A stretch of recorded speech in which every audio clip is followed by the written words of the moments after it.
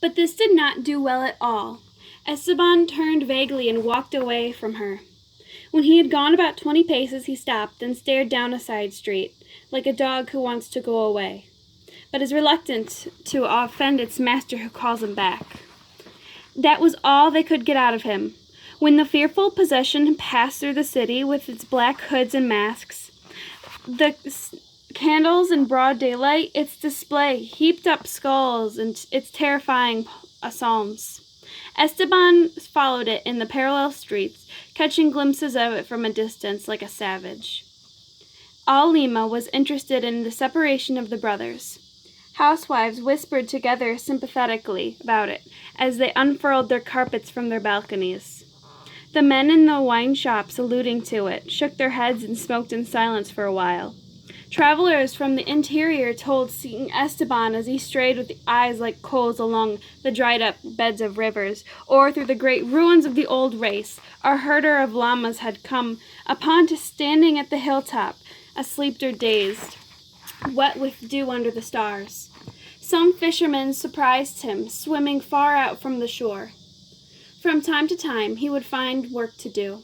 He would become a shepherd or a carter, but after a few months he would disappear and stride from province to province. But he always returned to Lima. One day he appeared at the door of the Picoli's dressing room. He made as though to speak, gazed earnestly at her, and vanished. One day a sister came running into the office of Madre Maria de Pilar with the news that Esteban, whom the world called Manuel, was lingering about the door of the convent. But Abbess hurried out to the street. For months she had been asking herself what strategy could reconcile this half-demented boy to living among them again. She assembled as grave and calm as a manner as she was able, and appearing at the street door, murmured, "My friend?" and looked at him. He gazed back at her with the same glance and longing and distress that he had shown her before, and stood trembling. Again she whispered, "My friend?"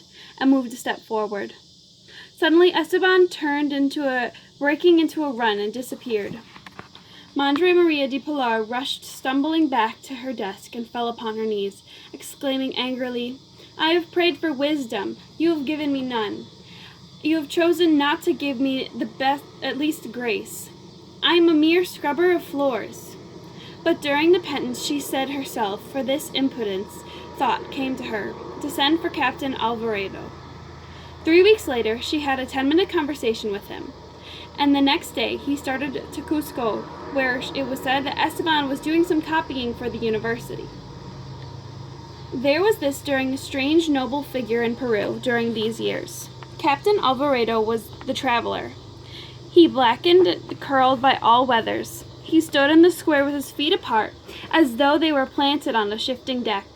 His eyes were strange and unaccustomed to the shorter range, too used to seeing the appearances of constellations between a cloud, and the outline of the cape in the rain.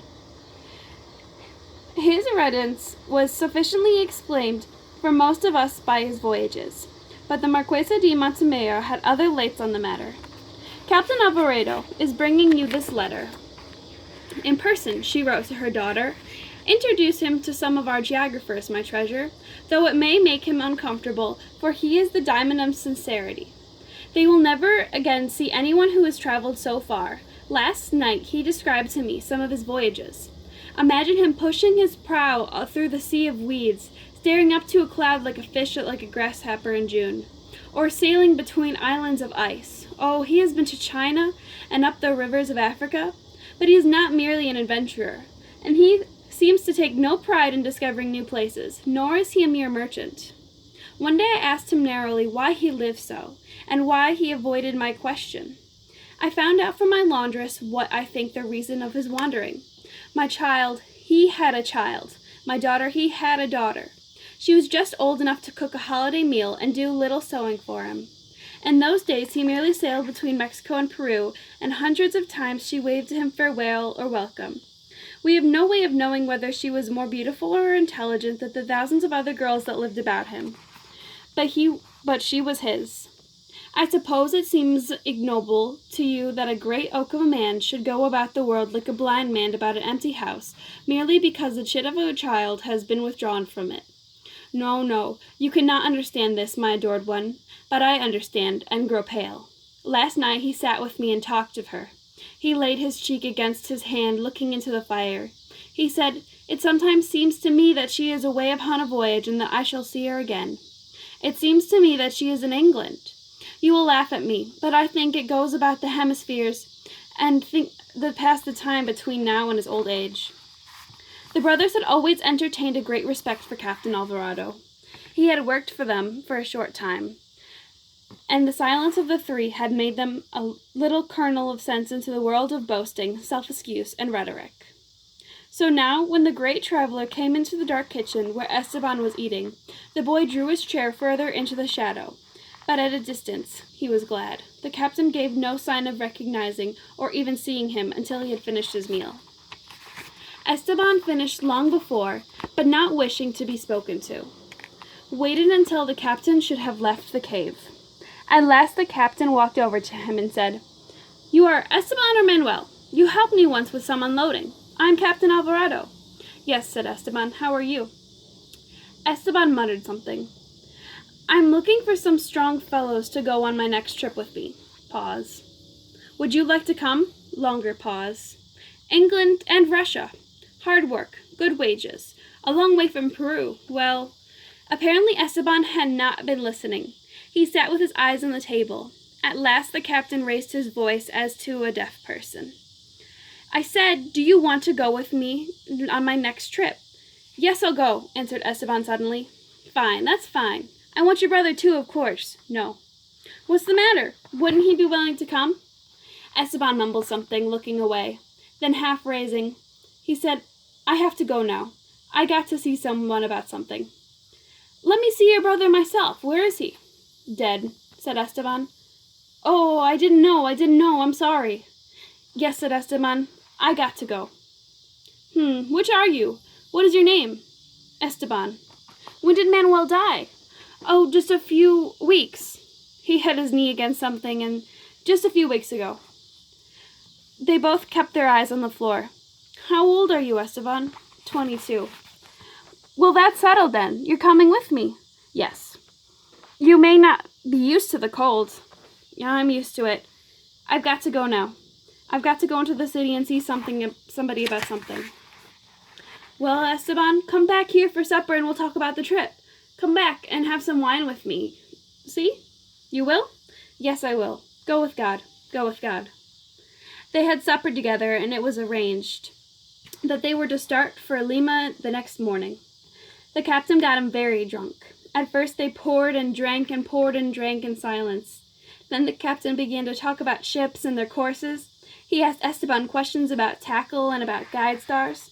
Then Esteban began to talk about other things, talk very loudly. "On the ship you must give me something to do all the time. I'll do anything. I'll climb up high on fixed ropes, and I'll watch all night because, I don't sleep well anyway. And Captain Alvarado, on the ship you must pretend that you don't know me. Pretend that you hate me the most, so that you'll always give me things to do. I can't sit still and write at a table anymore. And don't tell the other men about me. That is, I hear you went into a burning house, Esteban, and pulled someone out." "Yes, I didn't get burned or anything, cried Esteban, leaning across the table. "You're not allowed to kill yourself, You're not allowed. Everybody knows that. But if you jump into a burning house to save somebody, that wouldn't be killing yourself. And if you became a matador and the bull caught you, it wouldn't be killing yourself. Only you mustn't put yourself in the bull's way on purpose. Did you ever notice that animals never kill themselves, even when they're sure to lose? They never jump into a river or anything, even when they're sure to lose. Some people say that horses run into bonfires. Is that true?" "No, I don't think that's true." I don't think it's true. We had a dog once. Well, I mustn't think of that, Captain Alvarado. Do you know Madre Maria de Pilar?" "Yes." "I want to give her a present before I go away, Captain Alvarado. I want you to give me all the wages before I start. I won't need any money anywhere. I want to buy her a present now. The present isn't from me only. She was... Here Esteban wished only to say his brother's name, but was unable to. Instead, he continued in a lower voice. She had a serious loss once. She said so. I don't know who it was, but I want to give her a present. Women can't bear that kind of thing like we can." The captain promised him that on this day, something in the morning. Esteban talked about it at great length. At last the captain saw him slip under the table, and rising himself up, went into the square before the inn. He looked at the line of Andres and at the stream of stars crowding the forever night sky. And there was the wrath hanging in the mid-air and smiling at him. The wrath was silvery, with a silvery voice said for the 1000th time, "Don't be long, but I'll be a big girl when you get back." Then he went within and carried Esteban to his room and sat looking at him for a long while. The next morning he was waiting at the bottom of the stairs when Esteban appeared. "We're starting when you're ready," said the captain. A strange glitter had returned to the boy's eyes. He blurted out, "No, I'm not coming after all." "Aye," said Esteban, but you have promised me that you would come." "It's impossible, I can't come with you." And he turned back up on the stairs. "Come here a moment, Esteban, just a moment. I can't come with you, I can't leave Peru. I want to tell you something." Esteban came down to the foot of the stairs. "How about that present for Madre Maria de Pilar?" asked the captain in a low voice. Esteban was silent, looking over to the mountains. "You aren't going to take that present away from her.